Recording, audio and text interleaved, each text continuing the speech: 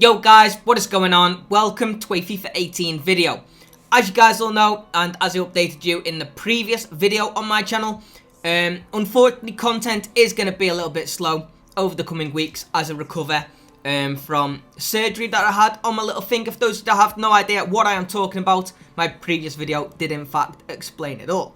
That is why I've not been able to create sniping content, mainly only pack videos as of late, because my hand was in a cast for a very long time and it has just come off now, and I'm doing like physio and in a couple of weeks going back to the fracture clinic to get stitches removed. A long process. I can do another update video if you guys are interested.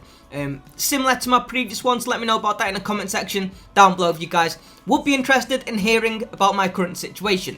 Anyway, today we're actually going to be doing a squad builder. Now it's going to be basically Premier League rejects. And that is because all the teams that are now in the World Cup have in fact submitted their squads. 23-man squads, of course. There are some players on the reserve lists as well.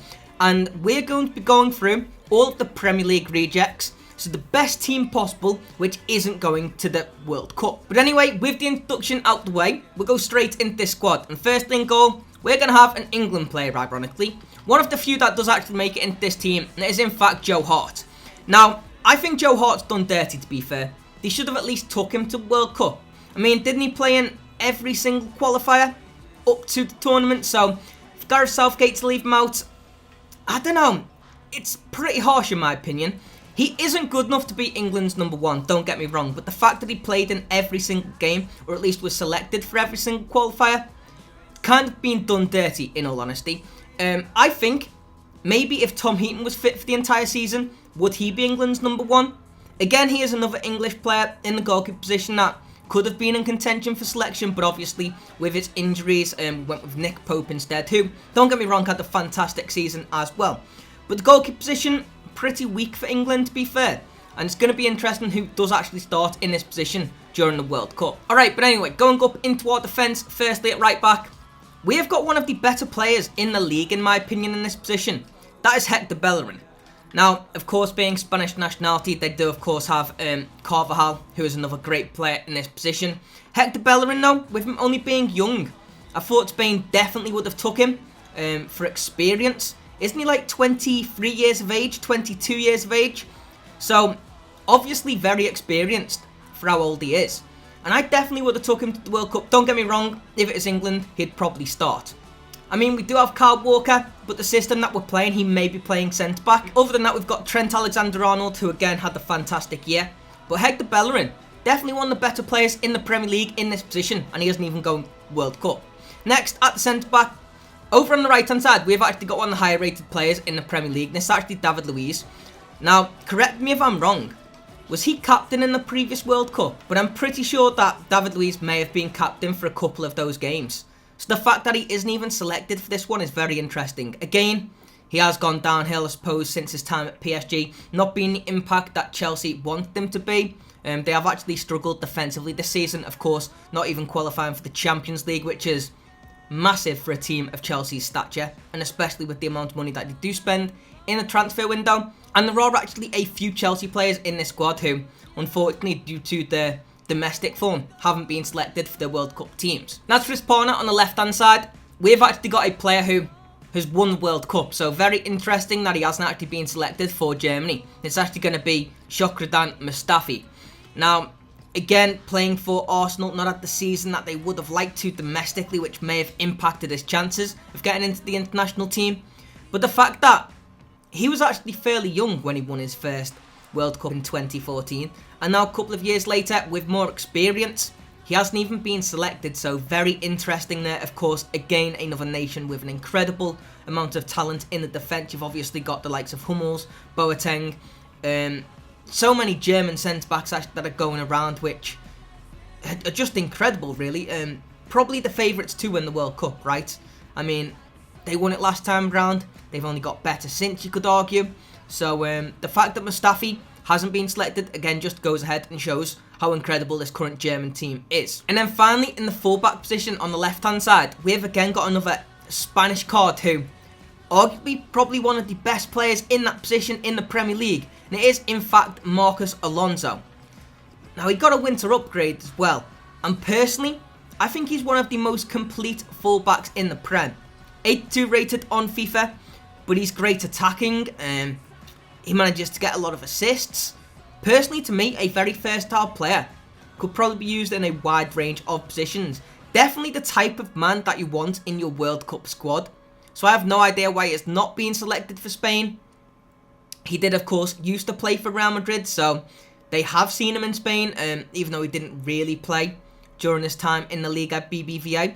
But surely what he has done in the Premier League over the previous couple of years since signing for Chelsea is enough to actually get called up to the World Cup team. Put it this way, if he was in the England squad, then he'd definitely get selected. Obviously, Danny Rose again, another great fullback. Fortunately, England pretty gifted in the fullback position, but Marcos Alonso not even being selected, a massive shock to me. And then next, going up into our midfield, firstly on the right-hand side, we've got again another ex-PSG player of Brazilian nationality. It's actually going to be Lucas Moura.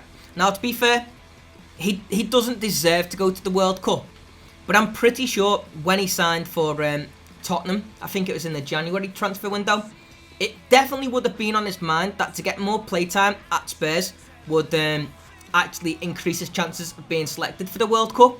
Since he's been drafted in, he hasn't played particularly well. Honestly, doesn't warrant selection to the Brazilian team of all teams because, of course, again, another nation stacked full of talent. And yeah, I'm pretty sure, again, he is fairly young, probably around 25 years of age. He definitely would have had it in his mind to move to Spurs to get extra playtime, to get selected for the World Cup. Unfortunately, it didn't work out for him. And again, another player here from the Brazilian team who has got an abundance of talent, personally, in Lucas Moura, that wasn't selected. Next then, we're going to the centre midfield. Another Spanish card from Chelsea.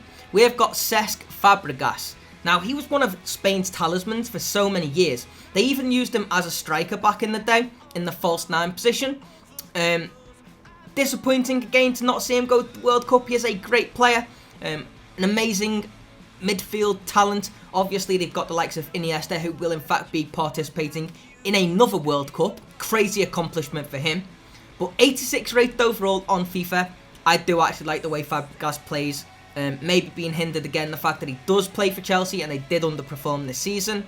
I don't know. Personally, I would have taken him. Obviously, there's so many Spanish players though who playing their native country, such as Qutee, and of course getting on a little bit now, over the age of 30, so maybe decide to go for some of the younger talent. As for his partner on the left-hand side, this is one who I'm actually surprised with. Again though, you can argue another German card, and we all know just how incredible Germany are with their talent. But Emre Can, if you ask me, this is probably a future leader of the German team. This guy's got a lot of talent and a lot of potential. He is only around 23, so 23, 24 years of age. It's going to be interesting to see if he does get selected in future World Cup squads, because right now, you would assume, similar to Hector Bellerin, maybe they would have just took him just to get the experience. I mean, if he was in the England squad, definitely would have got selected in midfield, because we've got Henderson, we didn't even take Jack Wilshere, we've got Fabian Delph, we even took Ruben Loftus-Cheek. So essentially, Ruben Loftus-Cheek is the English version of Emre Can, if you ask me. Emre Can, much more complete player at this stage of his career in comparison to the England counterpart. But again, another nation where they are just stacked full of talent, so it would have been hard to drop another player in return for Emre Can. Probably the only reason he wasn't selected was the fact that they've just got too many good players. Unfortunately, not the situation with England this time around, but nonetheless, Emre Can, our second centre midfielder. Moving over to the left-hand side, this is one which had all the Manchester United fans rustled. And to be fair, Anthony Martial, I do like him. Bit of a guilty pleasure, I suppose, considering he is a Manchester United player. But stacked full of potential. An incredible move to Manchester United a couple of years ago from Monaco. If he stayed in France at Monaco, I can guarantee now this guy would have been selected. So I have no idea why they haven't taken him. Again, a lot of young talent in this team, which seem to be the future of their nation. So the fact that they left out players such as Martial, who again has had a decent season domestically. I mean, at the end of the day, Manchester United finished second only to a Manchester City squad, which blew everyone away. So the fact that he wasn't included in the 23-man squad for France is a bit puzzling to me. And over on the left-hand side, France aren't even that talented, in my opinion. Martial would be a starter. Even though they have got an incredible national team, he has definitely got the talent to play for them. Going into our strikers, though, over on the right-hand side, we'll go back over to the Chelsea team. Another Spanish card, and it's actually going to be Alvaro Morata. Did in fact get a winter upgrade, which, be fair, was puzzling to a lot of people because he had a decent start to the season, but since then has gone downhill in his form. He is definitely going to be disappointed not get selected into the Spain squad. They took the likes of Iago Aspas, and unfortunately this guy did miss out. He has played in some of the top leagues across Europe. Like I said, Real Madrid. He also played in the Qutee for Juventus. Now at Chelsea in the Premier League. Maybe if they had a better season domestically again, you would have seen a lot more of these Chelsea cards selected for their nation. But again, Alvaro Morata, unfortunately, not selected in his nation's team. And then finally, for the last player in this squad, over on the left-hand side of the strike position, we have got another card which was actually transferred this winter. And it's going to be Alexander Lacazette. Now, of course, did underachieve at Arsenal. He's been at Lyon for a very long time. He was always selected in the national team, even though, like did mention, France to have a very good squad. He is also pretty young and got bags of talent. It's interesting that they did, in fact, leave him out. Olivier Giroud, who, don't get me wrong, does a fantastic job for his national team, was, in fact, selected over Alexander Lacazette. Both of these cards, of course, at the start of the year as well, did play for Arsenal. So, he is definitely another surprise omission from the National World Cup squad. I'm not going to lie, guys. Look at this team that we have created. This would beat England, hands down. I mean, that strike force of Lacazette and Morata, pretty incredible. Over on the wings as well, we've got some very pacey players with a lot of potential. Midfield, Emre Can can do the bossing, whilst Fabregas does all the playmaking. Centre-backs, again, another decent partnership there. The full-backs, some of the best in the league, in my opinion. The only weak position in this entire squad is probably the goalkeeper. We could have put the likes of Loris Karius in goal, but I thought Joe Hart was more relevant considering he did actually play in all the qualifiers for his nation. So he's kind of been snaked there by England, I am not going to lie, but this entire team just looks incredible. And personally, for me, to create this, it was very interesting to do. Now, like mentioned at the start, if the Premier League could submit this squad into the World Cup, where do you guys think it would go? Personally, I reckon quarterfinals, semi-finals, you never know, this could even go the entire way. There is so much talent in there.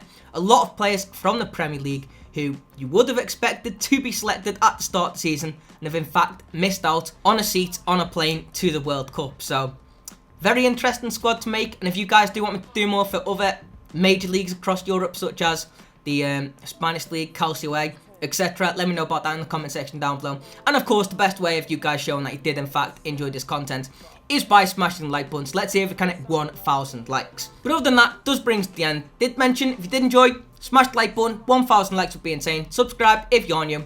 Hopefully, I will see you guys next time.